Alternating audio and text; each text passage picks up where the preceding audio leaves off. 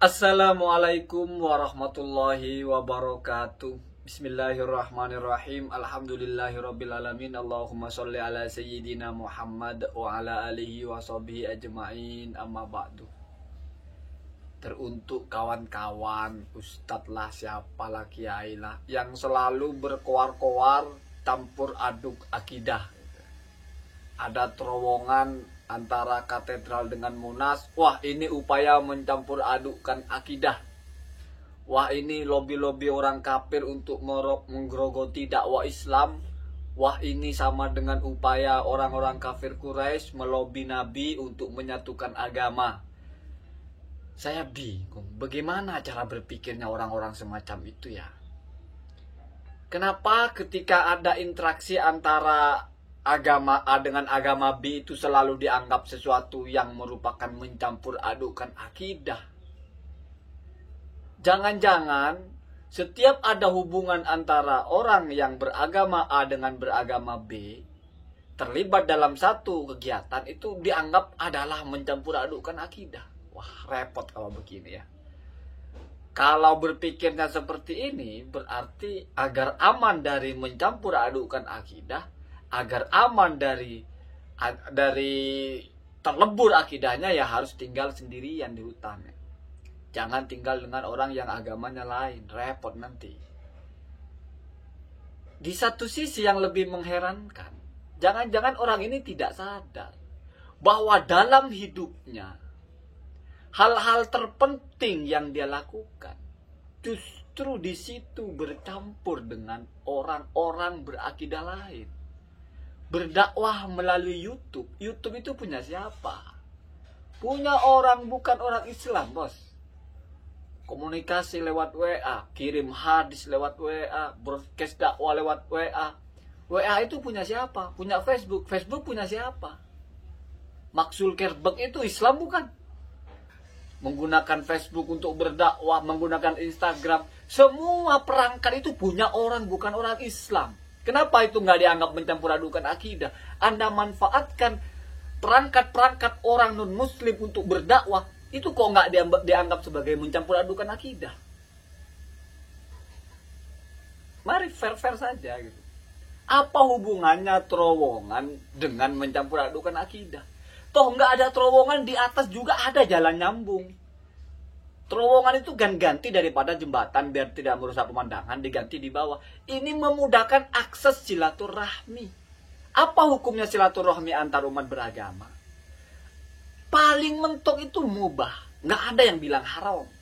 Bahkan kalau misalnya yang berbeda agama itu adalah antara anak dan orang tua, si anak tetap wajib silaturahmi dengan orang tuanya. Walaupun bukan orang Islam. Anda baca itu. Kalau al-akroba atau al-akorib, keluarga, itu sunnah masih. Walaupun berbeda agamanya. Kalau tidak ada hubungan kerabat, ya masih jaiz saja, boleh saja. Membangun terowongan berarti memfasilitasi silaturahmi. Memfasilitasi hal yang boleh. Ini kok diprotes gitu loh. Mencampur adukan akidah. Akidah apa bro yang dicampur? Ada orang murtad karena bertemu di terowongan gitu. Ada orang menjadi murtad, menjadi lakum dinukum waliyadin terus. Ini aneh menurut saya, aneh sekali. Tanpa menyadari bahwa semua yang dipakai itu adalah produknya orang non-muslim. Pakai mobil Toyota, Honda, pakai handphone Samsung, iPhone. Menggunakan alat-alat itu untuk berdakwah, mobilisasi, berdakwah ke sana ke sini, minta sumbangan juga atau membangun pesantren, minta donasi, menggalang donasi. Menggunakan uang, menyebarkan informasi lewat Facebook lah, lewat YouTube lah. Semua perangkat itu punya non-muslim, bukan punya orang Islam. Kenapa nggak itu yang dianggap mencampur adukan akidah? Kalau setiap interaksi yang melibatkan dua agama yang berbeda dianggap mencampur adukan akidah, sudah lepas semua itu. Jangan lagi pakai Facebook, jangan lagi pakai WhatsApp, jangan lagi pakai Instagram, jangan lagi pakai YouTube. Apalagi di YouTube dapat uang pula dari YouTube. Ada iklannya pula, iklannya produk-produk di mana produsennya juga bukan orang Islam lagi. Belanja di Indomaret juga bukan punya orang Islam. Kalau mau belanja di Indomaret, mau produknya orang Islam, ya paling tusuk gigi. belanja kopi, belanja sabun, belanja mie, itu bukan produknya orang Islam semua, itu punya non-muslim semua. Kenapa enggak itu dianggap mencampur adukan akidah? Ada tahlilan ya, kan ibadah, terus dikasih makan, dikasih mie gitu misalnya, campur adukan akidah ini mie-nya orang kafir ini. Kenapa tahlilan dikasih makan mie-nya orang kafir? Kenapa? Jadi repot, hidup sempit sekali hidup ya kalau dikit-dikit mencampur adukan akidah. Coba dipahami, akidah itu keyakinan. Agama itu ada akidah, ada namanya ibadah. Ini yang tidak bisa dicampur-campur. Tidak bisa Anda beribadah dengan ibadahnya agama lain. Itu namanya Anda akidahnya Islam tapi ibadahnya non-muslim misalnya. Itu baru mencampur adukkan namanya. Kalau berinteraksi, membangun jalan, mempermudah akses, agar menunjukkan simbol kerukunan, itu kok dianggap mencampur adukan akidah gitu. Kalau seperti itu juga dianggap mencampur adukan akidah, maka semua yang berinteraksi dengan non-muslim itu mencampur adukan akidah jatuhnya. Kan repot kita ya. Jadi repot sendiri kan. Apa aja. Kadang-kadang kita kan seperti itu. Di satu sisi karena tidak ada urusan dengan kita, apalagi dari pihak yang kita tidak suka, semua kita salah-salahkan. Oh itu salah, yang mencampur adukan akidah itu. Tapi kalau kita punya kepentingan, kita tidak bisa lancar gerakan kita tanpa hal itu. Persetan lah, mau punya orang kafir, mau punya siapa kek. Ini ada manfaatnya. Nah ini kan sudah picik namanya. Kenapa? Karena faktanya tidak bisa. Anda tidak bisa hidup kalau tidak bergantung kepada produk-produk dari agama lain. Tidak bisa. Mau main YouTube. Ya, saya ulangi lagi ya, karena kan YouTuber. Mau main YouTube. YouTube itu nggak main YouTube, pakai internet, Google. Google punya siapa? Punya orang Arab tak? Punya orang Islam tak? Enggak. Semua punya non-muslim. Perangkat-perangkat yang menunjang hidupnya orang Islam itu punya non-muslim. Itu fakta, Pak, fakta. Makanya dalam Islam ada batasan-batasan di mana tidak boleh bercampur, di mana boleh bercampur.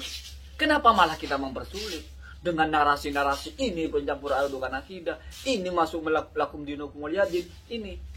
Ada orang nyanyi baca Asmaul Husna di Monas tentang yang baca non-muslim mencampur adukan akidah. Ada orang ceramah di gereja mencampur adukan akidah. Ada orang baca sholawat di gereja mencampur adukan akidah. Apa aja mencampurkan akidah. Seolah-olah akidahnya ini cair gitu ya. Jadi kalau ketemu itu langsung nyampur gitu. Emang akidah seperti itu ya, cair gitu ya. Seperti air gitu ya. Kalau ketemu dengan entitas yang juga cair langsung bercampur itu kan jadi aneh ya. Nggak usah bicara dasar-dasar kitab lah, ini akal-akalan aja ya. Anda pikir-pikirkan saja gitu ya, bahwa hidup kita tidak bisa terlepas dari agama lain. Baik kita dibutuhkan oleh mereka, mereka juga kita butuhkan. Produknya, pergaulannya, muamalahnya, itu sesuatu yang tidak bisa dihindari. Sesuatu yang tidak bisa dihindari. Kalau Anda belajar fikih, sesuatu yang nyata-nyata najis kalau sudah tidak bisa dihindari itu dimakfu. Tai cicak misalnya, atau tai burung yang tidak bisa hilang, ya sudah dianggap bukan najis. Namanya tidak bisa dihindari. Agama ini mudah. Apalagi ini bukan tai cicak juga, bukan sesuatu yang buruk juga, bukan sesuatu yang nyata-nyata, sesuatu yang najis. Kok Anda persoalkan? Semoga ada manfaatnya. Assalamualaikum warahmatullahi wabarakatuh.